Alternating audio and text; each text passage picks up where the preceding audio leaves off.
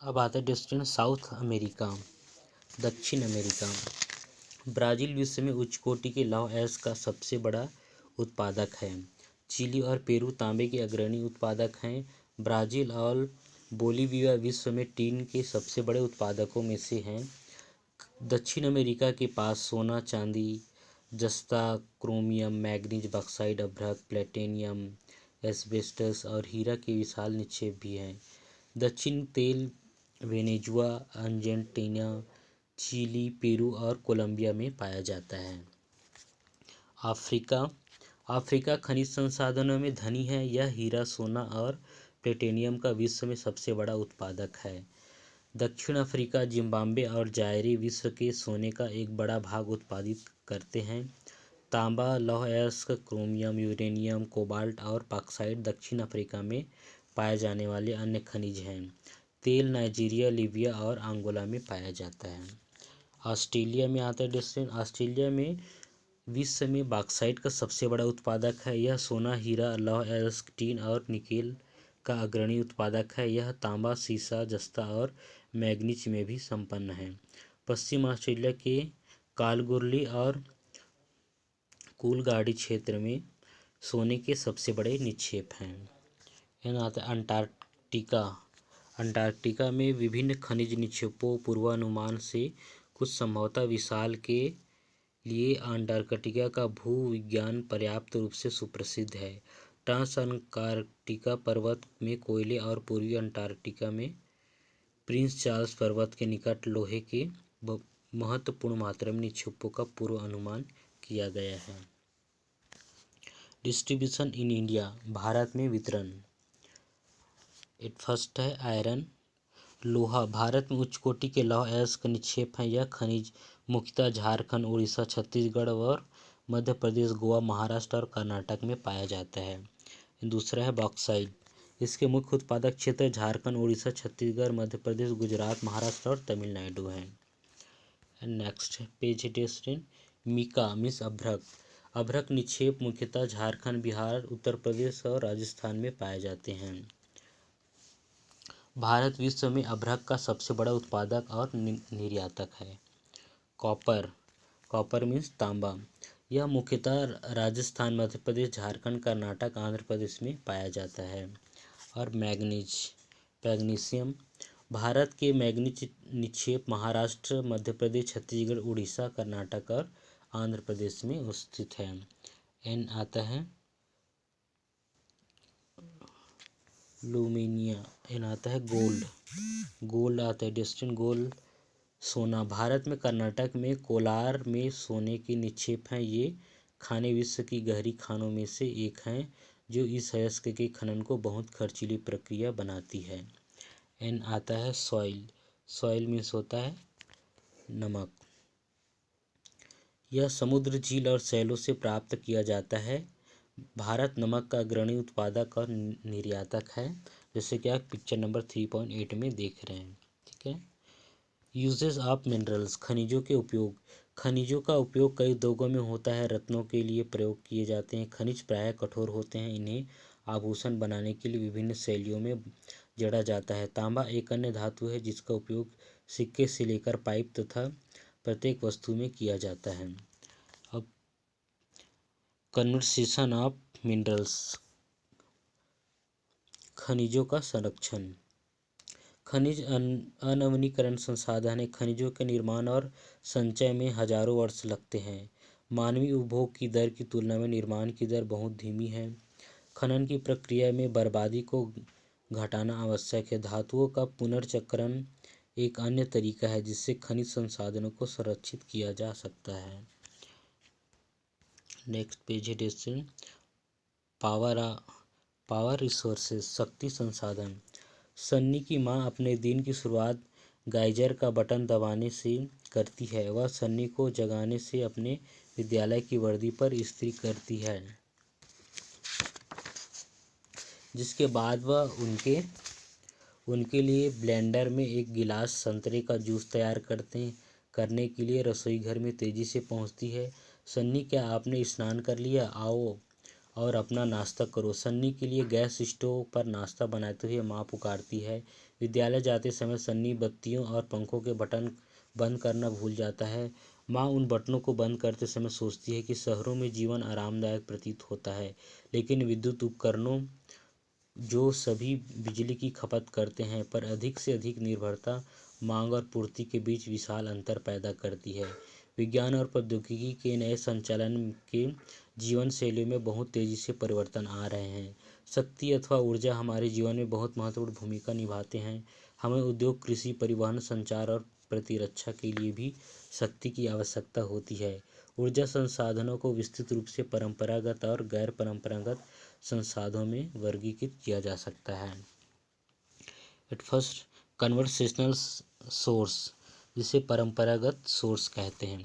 परंपरागत सोर्स में सॉइल है, सॉइल मीन्स खनिज, और नेचुरल गैस है जिसे हम प्राकृतिक गैस कहते हैं, जिसके लाभ हैं हमारे, बेनिफिट्स हैं, एंड हानि है और लाभ है। ठीक है, तो लाभ क्या है डियर स्टूडेंट, हमारा फर्स्ट है। लाभ में पहला क्या है कि आसानी से परिवहन मिल जाते हैं, पेट्रोल रसायन उद्योग का आधार है।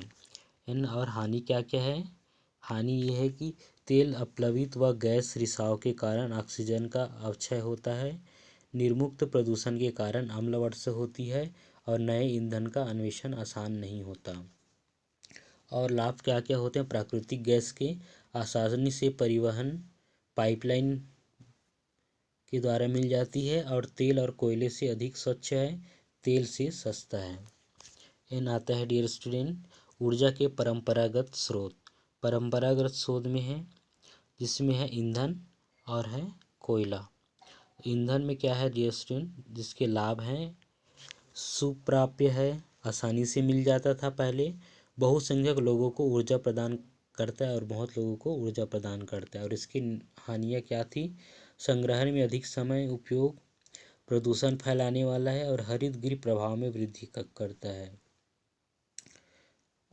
उसके बाद है कोयला का लाभ है, कोयला का लाभ है विस्तृत रूप से उपलब्ध है, विद्युत उत्पादन के लिए उपयुक्त है, और इसकी हानि है प्रदूषण का स्रोत है, परिवहन के लिए बहुत भारी है। So dear student next page है हमारा, नेक्स्ट पेज में है कोल। कोल मीन्स होता है कोयला। वह बहुतायत में पाया जाने वाला जीवाश्म ईंधन है। इसका उपयोग घरेलू ईंधन उद्योग में जैसे लोहा और इस्पात, वाष्प इंजनों और विद्युत उत्पन्न करने के लिए किया जाता है। कोयले से प्राप्त विद्युत को तापीय ऊर्जा कहा जाता है। नेक्स्ट आता है destined bright sunshine. Bright sunshine जिसे हम ब्राइट सनशाइन जो है जिसे अंतर्हित धूप के रूप में जाना जाता है। एंड पेट्रोलियम आता है डिस्टिन पेट्रोल जिससे आपकी कार चलती है, और तेल जो आपकी साइकिल को चमकाने से रोकता है। दोनों की शुरुआत गाढ़े काले द्रव से होती है जिसे पेट्रोलियम कहते हैं। जैसे कि आप देख रहे हैं, दोनों की शुरुआत गाढ़े काले द्रव से होती है। यह सेलों की परतों के मध्य पाया जाता है। इनका विधन अब तटीय क्षेत्रों में स्थित तेल क्षेत्र से किया जाता है। तदुपरांत इसे प्रसंस्करणशाला भेजा जाता है, जहां अपरिष्कृत पेट्रोलियम के प्रक्रमण से विभिन्न तरह के उत्पाद जैसे डीजल, पेट्रोल, मिट्टी का तेल, मोम, प्लास्टिक और स्नेहक तैयार किए जाते हैं। पेट्रोलियम और इससे बने उत्पादों को काला सोना कहा जाता है क्योंकि ये बहुत अधिक मूल्यवान है। पेट्रोलियम के मुख्य उत्पादक देश ईरान, इराक, सऊदी अरब और कतर है। अन्य मुख्य उत्पादक संयुक्त राज्य अमेरिका, रूस, वेनेजुएला और अल्जीरिया है। भारत में मुख्य उत्पादक क्षेत्र असम में डिगबोई, मुंबई में बॉम्बे हाई तथा कृष्णा और गोदावरी नदियों के डेल्टा हैं। नेक्स्ट पेज आता है डियर स्टूडेंट्स नेचुरल गैस, प्राकृतिक गैस। प्राकृतिक गैस पेट्रोलियम निक्षेपों के साथ पाई जाती है, तब निर्मुक्त होती है जब अपरिष्कृत तेल को धरातल पर लाया जाता है। इसका प्रयोग घरेलू वाणिज्यिक ईंधनों के रूप में किया जाता है। देन आता है हाइडल पावर जिसे जल विद्युत कहते हैं। बांधों में वर्षा जल अथवा नदी जल ऊंचाई से गिरने के लिए संग्रहित किया जाता है। बांध के अंदर से पाइप के द्वारा बहता जल बांध के नीचे स्थिर टरबाइन के ऊपर गिरता है। घूमते हुए ब्लेड जनरेट को बहुत से घुमाते हैं। यह जल विद्युत कहलाती है। विद्युत उत्पन्न करने के बाद जो जल बहता है उसका उपयोग कृषि में किया जाता है। देन आता है non conventional source of energy, ऊर्जा के गैर परंपरागत स्रोत। ऊर्जा के गैर परंपरागत स्रोत में है दोस्तों सोलर एनर्जी, सौर ऊर्जा कहते हैं जिसे हम, जिसमें पवन ऊर्जा है, वाइंड एनर्जी एंड सौर ऊर्जा है, एन है ज्योति ऊर्जा है और परमाणु ऊर्जा भी है और बायोगैस है एंड भूतापी ऊर्जा है। ठीक है। उसके बाद है dear student wind energy. Wind energy है जिसमें पवन ऊर्जा के नाम से जानते हैं। पवन ऊर्जा का एक असमाप्य स्रोत है। पवन चक्कियों का उपयोग अनाजों को पीसने और जल निकालने के लिए चिरकाल से ही चला आ रहा है। वर्तमान पवन चक्कियों में तीव्र गति से चलती हवाएं पवन चक्की को घुमाती हैं, जो विद्युत उत्पादन करने के लिए जनरेटर से जुड़ी होती है। पवन चक्कियों के समूह से युक्त पवन फार्म तटीय क्षेत्रों और पवन घाटियों में ऊर्जा प्रबल और लगातार हवाएं चलती है। यहाँ स्थित है पवन farm Netherlands, Germany, Denmark, UK, USA तथा स्पेन में पाए जाते हैं। न्यूक्लियर पावर जिसे परमाणु ऊर्जा कहते हैं। परमाणु ऊर्जा प्राकृतिक तौर से प्राप्त रेडियो सक्रिय पदार्थ जैसे यूरेनियम और थोरियम के परमाणुओं के केंद्रक में संग्रहित ऊर्जा से प्राप्त की जाती है। देन आता है दोस्तों भूतापी ऊर्जा, जिसे हम जियोथर्मल एनर्जी कहते हैं।